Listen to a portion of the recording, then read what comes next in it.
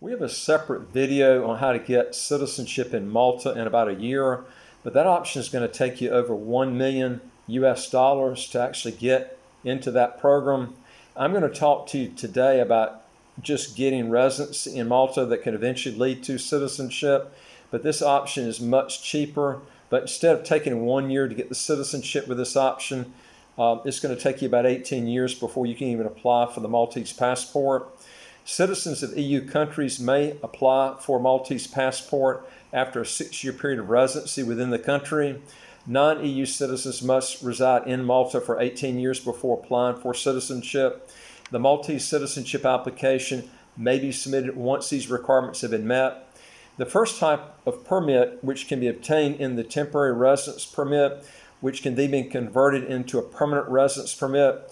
The person applying for Maltese citizenship must be a permanent resident for 6 years, out of which they must have lived in Malta for 4 uninterrupted years. There are several types of programs that you can choose from depending if you're retired, working for someone else, or if you want to start your own business. Some of these programs only require a few thousand euros paid out each year in taxes and fees to do the program.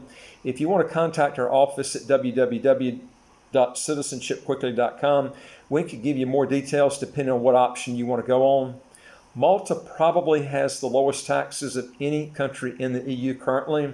As of the 1st of October 2019, Maltese citizens had visa-free or visa-free on arrival access to 183 countries and territories, tied with the passport of the Czech Republic, ranking the Maltese passport 7th in the world overall.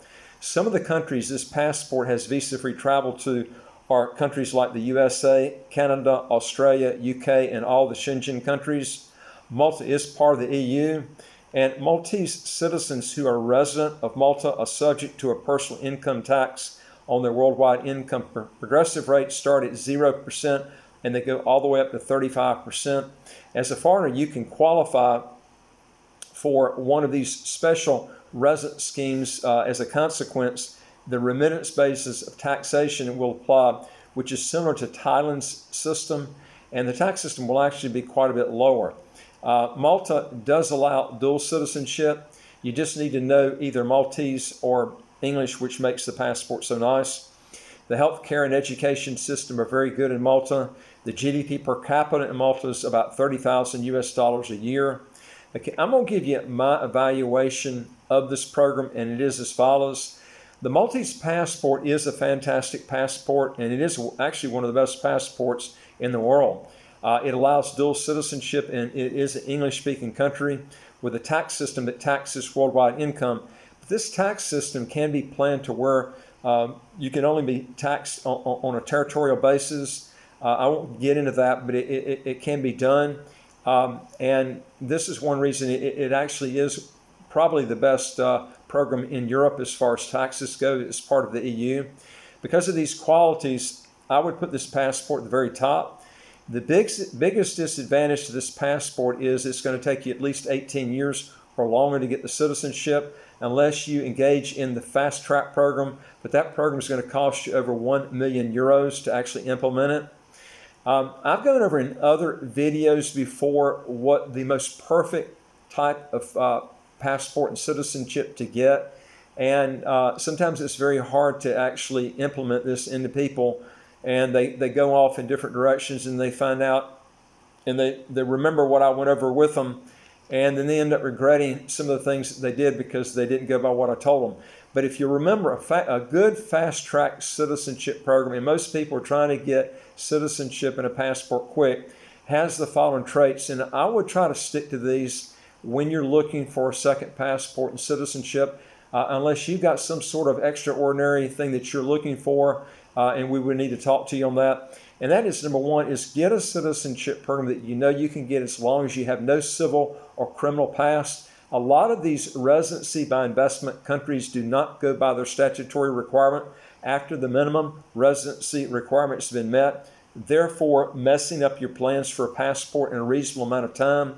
And number two is make sure that the country you're applying for has no military requirements to actually get the passport and citizenship. And number three is make sure the tax system that's in place for that country is either a territorial or pure tax haven. and doesn't tax worldwide income or any sort of worldwide investment income. Now, Malta can be set up where your money would be taxed on a territorial basis. And that's one thing that's really nice. The only downfall I really say on this passport, and I would have to say, it really checks a lot of the boxes. It's a nice program, but the big downside, which is a huge downer, is that 18 years to get the passport, going the residency route. We're not talking about the fast track. We're talking about the residency route. That is a long, long way to go, and so many things can happen in 18 years. And number 4 is make sure if there's a language requirement that you're already fluent in that language before applying for the passport, or actually applying for the residency for that matter. That's one thing I do like about this passport is English is one of the languages, that and Maltese, that you need to speak, one or the other, to actually apply. Number 5, always verify that dual citizenship is allowed, or don't gauge in that program. And a Maltese passport will allow you to get a second passport. That is extra nice. That's one of the things I really do like about the program. And number 6 is if you want to get into a passport that has a lot of visa-free countries, that is one of the options that you really need to be looking for, is the actual number of countries that that actual passport has. But I always tell people, don't put that as your top priority, because there's so many things you got to look at, like dual citizenship, the tax system, do you have to take some sort of language test on top of any other requirements? But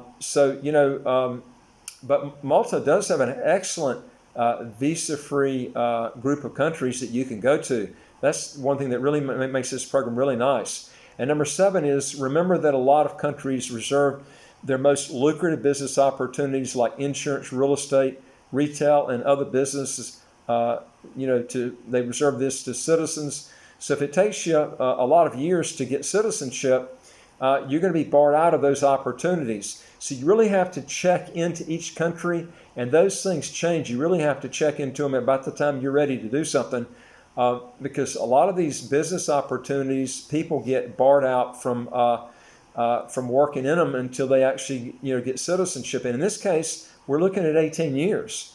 So that's a long period that you're waiting to get that passport and citizenship. And number 8 is also when you move to a new country, if you don't know the language, I would advise you to steer away from the passport. It's going to take you 3 times longer to get anything done if it's not a country that speaks your language. Malta's an English-speaking country. If you're fluent in English, which I'm sure you are because you're listening to this video, then you can operate things a lot easier. I can't tell you how complicated my life was when I lived in Panama for 4 years and I could not speak Spanish. Sure, I learned Spanish, but man, it just took me 5 times longer to get everything done. And so, that's something you really should think about, is if you don't speak the language fluently now, you ought to give it a second thought before you actually go in that country and try to spend many years there trying to get the passport and citizenship.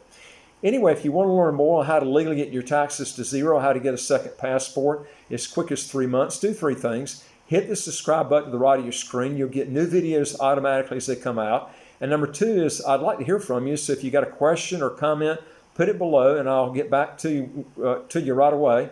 And number 3 is go to our website, www.citizenshipquickly.com, and fill out our questionnaire so we can help you get started. We deal with about 74 citizenship by investment or residency by investment countries that I know you'll be interested in learning about. All you got to do is hit that question bar at the very top and of the website, and then it actually says apply with us, and then hit the bottom button that says send to us, and we'll get back with you on that. And thanks for watching, and I'll talk to you on the next video. Take care.